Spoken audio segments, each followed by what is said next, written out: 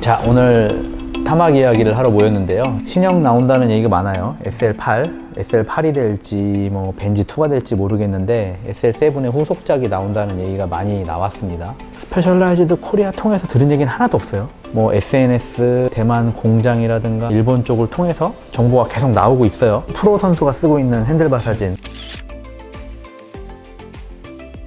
그 프레임은 전혀 없죠? 없어요. 위장막 설치한 것도 없고 세 가지 얘기가 있는 것 같아요. 출시 시기, 프레임의 모양, 핸들바. 일단 첫 번째, 출시 시기. 대충 들은 얘기 있죠? 저는 뚜르드 프랑스에 노출이 되지 않을까요? 그렇죠. 대부분 그랬죠. TDF 때 노출이 됐어요. 그래서 이번에도 노출될 거라는 게 거의 대다수의 의견이지만 코로나 때 만들기를 요청을 해서 재고가 너무 많은 이슈가 있어서 넘어갈 수도 있다라고 해요.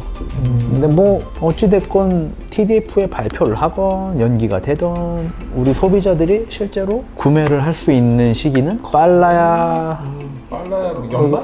연말 아니면 겨울? 겨울이라고? 아니면 넘어가겠죠. 뭐 아마 엄청 조금 들어와서 우리 대리점에서는 팔지도 못할 수도 있어요. 그래서 여전히 SL7은 2023년 모델이 나왔고, 참 또 재밌는 건 다른 브랜드에서 신형들이 막 나오고 있어요. 마돈도 나오고 포일도 나오고 있는데 SL7이랑 비교를 하면 또 그렇다고 또 SL7보다 낫진 않아요. 여전히 선수들도 굉장히 선호하고 있고 SL7이 부족해서 SL8을 기다리는 분위기는 아닌 것 같아요. 네, 그냥 신형이니까 새로운 자전거 타고 싶다. 두 번째, 프레임 디자인. 프레임 디자인의 얘기는 계속 바뀌었어요. 물론 저희는 스페셜 코리아 측에서 들은 얘기가 한 개도 없어요. 그 정말 진짜 꿈에서 본 것 같은 느낌도 있긴 한데 처음에는 벤지의 다음 버전이다 라는 얘기도 있었고 SL7이랑 별로 다를 게 없을 거다, 팔만 붙였을 거다라는 말도 있었는데 최근에 나온 얘기는 좀 다르죠. 네, 최근에 나온 얘기는 이제 디스크 브레이크 풀 인터널의 최대 숙제, 무게. 네, 무게를 감안한 형상, 타막하고 에이토스를 합쳐놓은 합친 듯한 듯한 프레임 형상. 정말 잘라서 붙인 느낌은 아니겠지? 그러진 않을 거예요. 그럼 무게도 가벼워지는 건가요? 가벼워질 거라고 예상을 합니다. 무조건 그거는. SL7도 그 비슷한 급의 브랜드 중에서도 되게 가벼운 편인데 더 가벼워진다. 그 7kg 언더로 내려갈 것 같아요. 54 사이즈 기준으로 봤을 때. 이건 이제 SO 기준으로 봤을 때는. 마치 재본 사람처럼. 아니 그렇잖아. 그럼 에어로는 포기한 건가? 근데 타막 에어를 포기할 수 있나? 그 최근에 짤 돌았잖아요.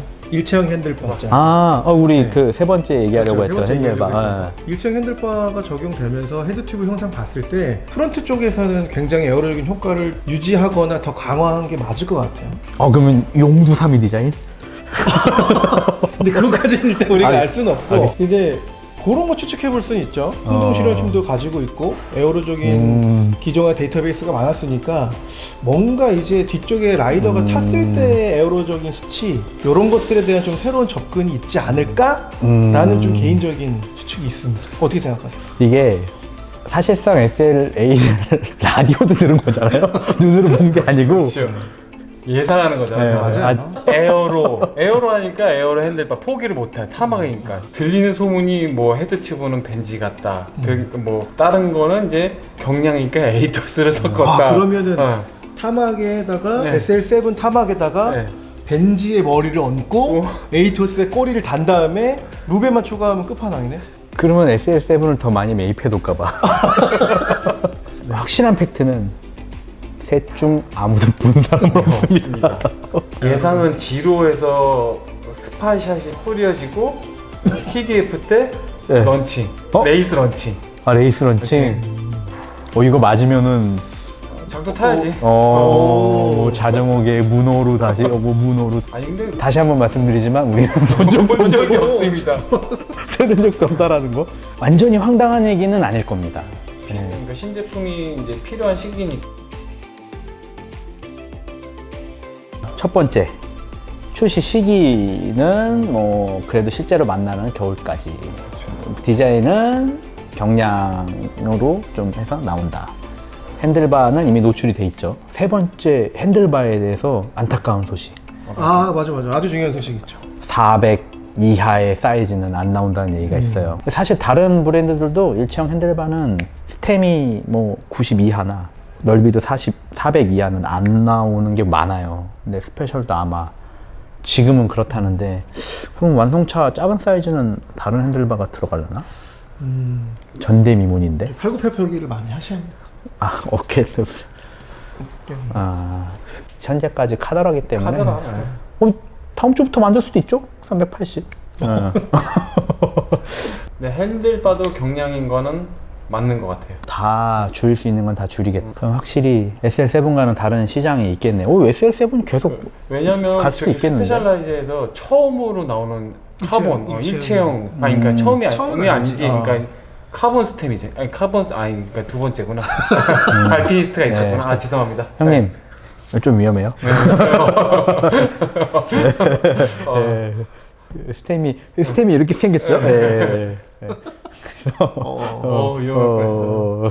핸들바, 프레임, 출시 시기에 대해서 얘기를 해봤고요. 다른 소식이 있으면 다시 또 얘기를 하는 거고, SL7은 여전히 현역입니다. 그렇죠. 2023년 버전도 나왔고 잘 팔리고 있고, 가격이 좀 많이 오른 게 흠이긴 한데, 요번에 세일하면서 가격 인하했죠. 그렇죠. 프레임 가격 인하했죠. 프레임 예. 가격 및 원차 가격을 인하했습니다. 그것도 SL7은 여전히 최고의 프레임이고, 트랙이 신형을 내놨고 스캇이 신형을 내놨지만 SL7과 비교했을 때 우위라는 생각은 들지 않습니다. 물론 SL8이 나오면 경쟁사와 비교한다기보다는 왠지 SL7이랑 비교가 되는 그런 상황이 될 것 같아요. 누구보다도 저희가 절실히 기다리고 있고, 나오는 대로 제일 먼저 알려드릴 수 있도록 하겠습니다.